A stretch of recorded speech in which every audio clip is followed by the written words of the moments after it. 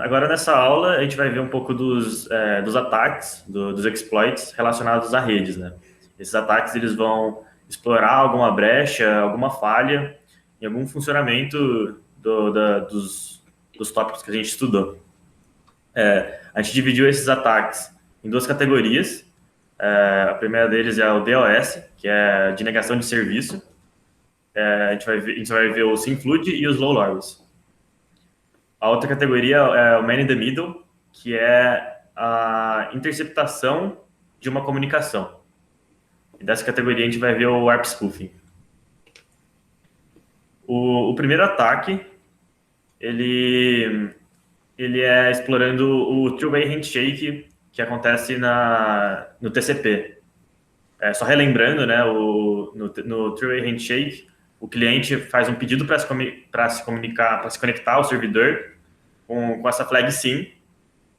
O servidor ele faz uma resposta com a SYN-ACK, que seria você quer realmente se conectar, e o cliente volta respondendo com a flag ACK, confirmando que ele quer se conectar. Então essa conexão se estabelece nesses 3 passos.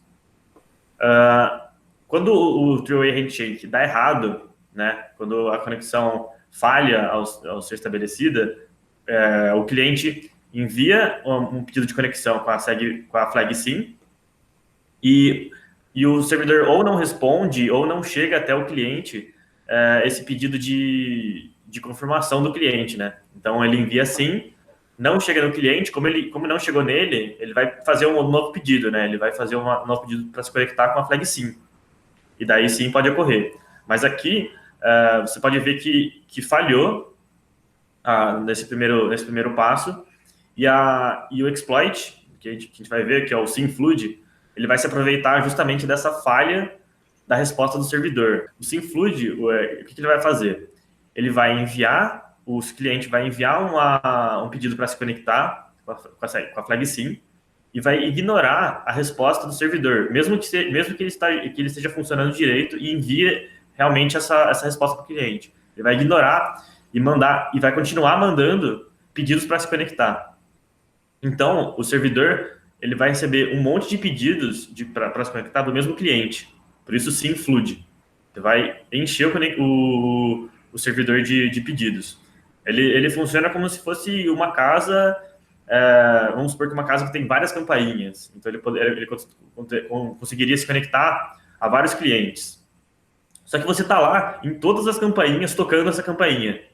E ele só que quando ele vai atender, você não aparece lá, então você não estabelece a conexão de fato. Então você está tocando todas as campainhas, impedindo que as outras pessoas se conectem. Por isso a negação de serviço, né?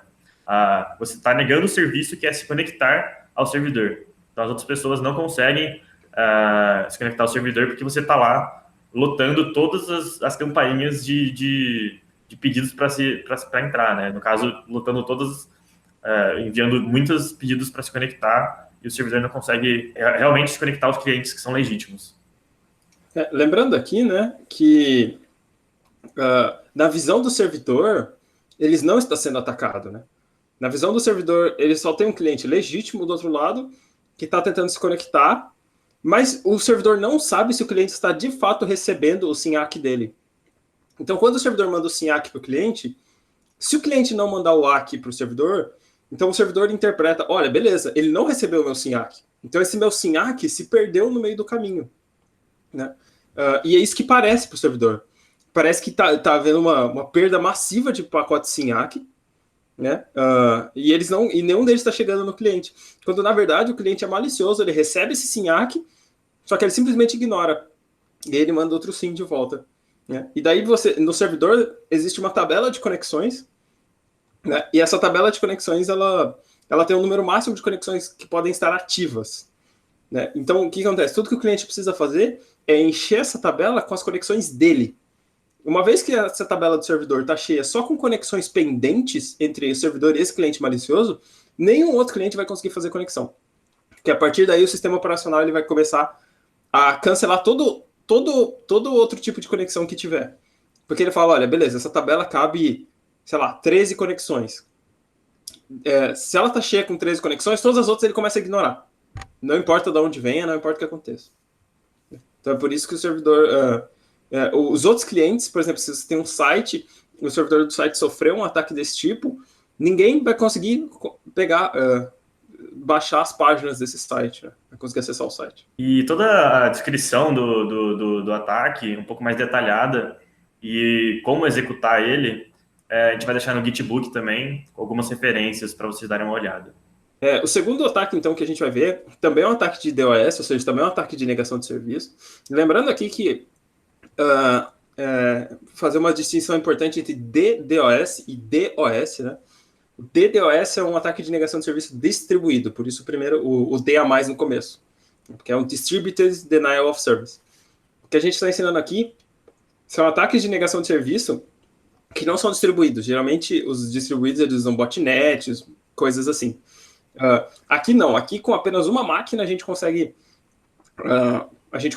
executar o ataque. E esse que a gente vai ver chama Slow Loris.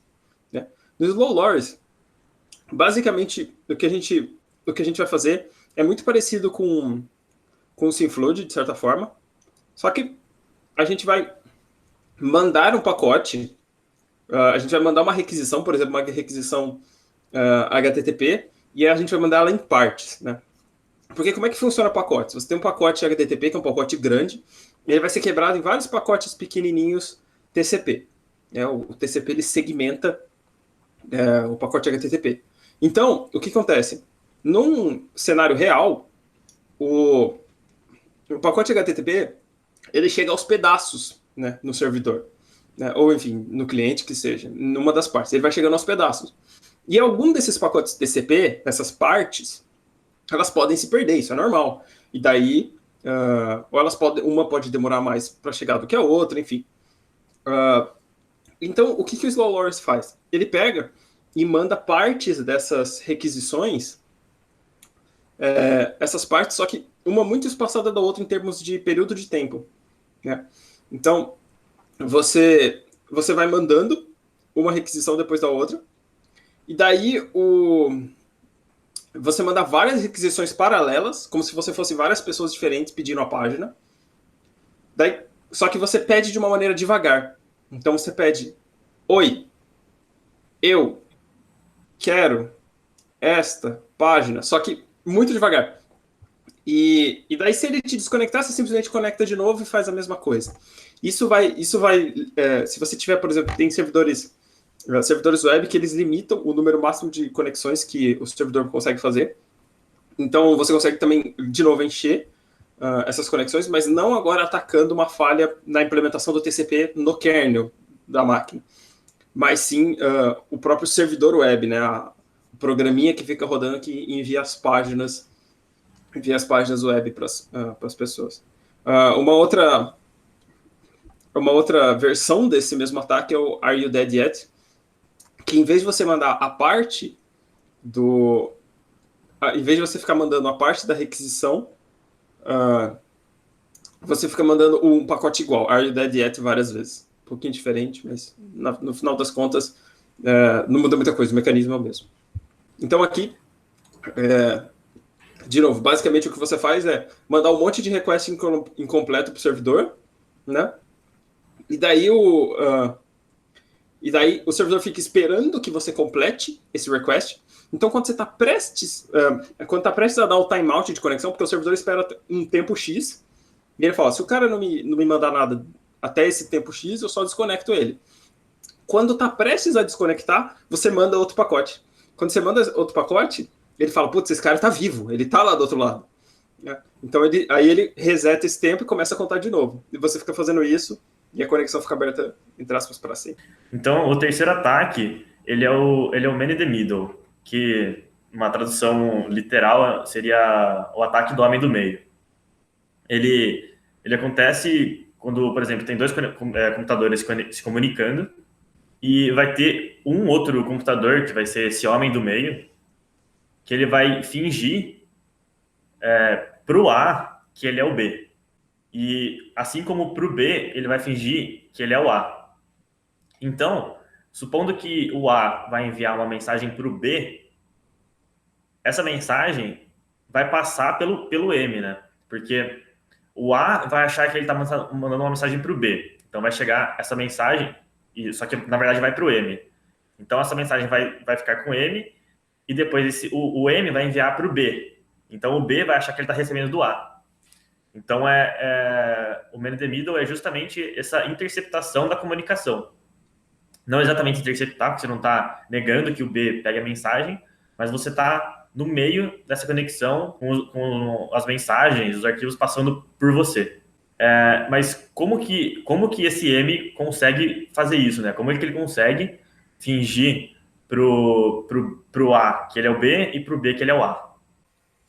Bom, a maneira mais antiga, mais clássica, né, de ataques de homem no meio é o tal do ARP spoofing, né? Provavelmente vocês já devem ter ouvido falar, se enfim, entraram em contato com segurança de redes alguma vez. ARP spoofing é um dos ataques mais conhecidos. E para ser sincero, da ótica de segurança hoje em dia, é um ataque muito bobo, né? É um ataque muito bestinha e que é muito fácil de fazer funcionar, simplesmente porque ele abusa de um protocolo que é muito antigo, né? Então, a gente vai falar de protocolo Ethernet em LANs, né? E o cara, quando ele criou o protocolo Ethernet, ele não queria saber que ia existir placa wireless, ele nunca pensou que ia ter um cara lá sniffando sua rede, que ele ia conseguir, que ele ia tentar fazer isso, porque na época que ele criou só existiam supercomputadores, uma placa de rede que custava, sei lá, $5.000, né, que era uma placa de rede que você ia acoplar no computador de $50.000, enfim. Então, não era todo mundo que tinha um computador, então essas preocupações não existiam na época que o protocolo foi criado. Só que ele foi ficando e a falha existe até hoje, né, em muitos sistemas, a grande maioria, inclusive. Né? Mas primeiro vamos falar do ARP. O ARP ele é o Address Resolution Protocol, ou protocolo de resolução de endereços. Basicamente é o seguinte, quando a gente falou de MAC address, né, quando a gente fala de MAC address, é o endereço físico de uma interface de rede, de um NIC, de um Network Interface Controller, né? Ou seja, toda a plaquinha de rede, né? Quando você vê, por exemplo, pega seu computador, notebook, se ele tem essa entrada para cabos de rede, né? Junto com essa entrada está acoplada uma plaquinha, né, de silício, enfim, uma plaquinha de rede que a gente chama, né?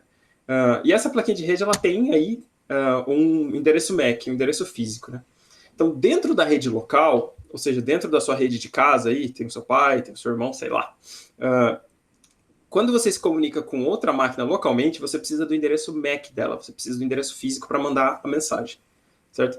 E supõe-se que você já tem o IP dessa máquina, certo? Como você consegue o IP? Enfim, aí tem o DHCP, tem uma série de outras coisas, né? Mas basicamente, dado o IP, você quer descobrir qual que é o MAC daquela máquina. E é o ARP que faz isso para você. Então, o ARP ele é um protocolo para você descobrir MAC addresses, dado que você tem o IP de uma máquina, né? Pode passar. E o spoofing, né? Spoofing no inglês significa falsificar, enganar, mistificar, lograr ou intrujar, né? O clássico intrujar, né? Enfim. Então, o que a gente vai tentar fazer quando alguém tentar descobrir qual que é o MAC de uma máquina, ou seja, qual que é o endereço MAC da máquina que tem o IP 1234. Né? Então, suponha que essa é a máquina do Hiro. Então, o Hiro vai falar, o meu Mac é esse daqui, ó. Toma, meu Mac é esse. O que a gente quer fazer é, eu que sou atacante, quero fazer essa terceira pessoa acreditar que eu sou o Hiro, na verdade, e não o Hiro mesmo. Eu quero falar, não. O Mac do Hiro e daí eu passo o meu Mac. Né? O Mac é, sei lá, ABC. Eu falo, não, o Mac do Hiro não é esse que ele te passou, é ABC. Então, a gente vai ver como fazer isso no próximo slide. Bom, o protocolo ARP normalmente funciona mais ou menos dessa maneira. Imagina que essa pessoinha aí de cima quer descobrir qual que é o MAC do IP 1234. Então, ele quer passar uma mensagem para o cara 1234 e ele quer saber qual que é o MAC address dessa máquina. Então, ele manda para todo mundo, e isso é importante, o protocolo ARP ele funciona todo em broadcast. Então, todas as mensagens do protocolo ARP são em broadcasts, na rede local. Certo? Então, todo mundo recebe todas as mensagens. Então, ele fala, olha, qual que é o MAC do IP 1234? E daí, pode passar? E daí esse cara vai falar, olha, eu sou o IP 234, portanto vou responder o cara com o meu MAC. E daí ele vai lá e fala, então ele faz um ARP reply, né? O primeiro foi um ARP request. E ele fala um ARP reply falando, olha, o MAC do IP 234 é esse MAC aí, que é o MAC dele. Beleza. Esse é o funcionamento normal, ou seja, isso é como as coisas funcionam sem pensar em ataque, é como ele funciona normalmente. Pode passar. Voltamos, por favor. Lembrando ali, ó, tem a ARP Cache, né? A ARP Cache nada mais é do que uma tabela no computador. Todo mundo tem essa tabela, certo? No próprio computador. E basicamente essa tabela ela guarda os hosts que você já conhece. Então, por exemplo, se 5 minutos atrás você me mandou uma mensagem procurando o MAC do IP 1234 e você teve uma resposta, você guarda nessa tabela. E daí ele fala, olha, 5 minutos atrás eu sabia que o IP 1234 estava no MAC A0, B1, C2, enfim. Certo? Então, para que, se você precisa 5 minutos depois, você não vai consultar de novo a galera. Você só pega da sua cache, né? Aí você tem, claro, um tempo de timeout. Por exemplo, se você ficou um dia com aquilo na sua cache, bom, provavelmente pode ter mudado, né? Então tem esse timeout que fala, olha, essa entrada aqui expirou. Pode passar. E o cache poisoning, né? Que é o mecanismo pelo qual a gente usa para fazer o ARP spoofing, né? Funciona mais ou menos assim. Então, imagina que esse cara perguntou, beleza, qual que é o IP 1234? Aí o 1234 falou, beleza, eu sou 1234, vou mandar o meu MAC. Aí ele vai lá, manda o MAC, ou seja, basicamente o mesmo mecanismo, certo? Só que daí, o que acontece? Depois que esse cara mandou, na cache dele vai estar lá, olha, na cache do primeiro cara lá vai estar, olha, 1234 está no endereço A0, B1, C2, D3, enfim. Né? Só que, e aí que tá, se o 7331, ou seja, se uma outra pessoa mandar também um ARP reply depois, falando, não, 1234 está no meu MAC. O que o protocolo diz é só sobrescreva. Só substitua. Aceite a última coisa que você recebeu. E esse é o problema do protocolo ARP. Ele não autentica. Ele não está nem aí com quem enviou. Ele só fala, o último que for é o que vale. Não importa se foi o Hiro que enviou o MAC dele, se foi eu que enviei o meu MAC, não importa.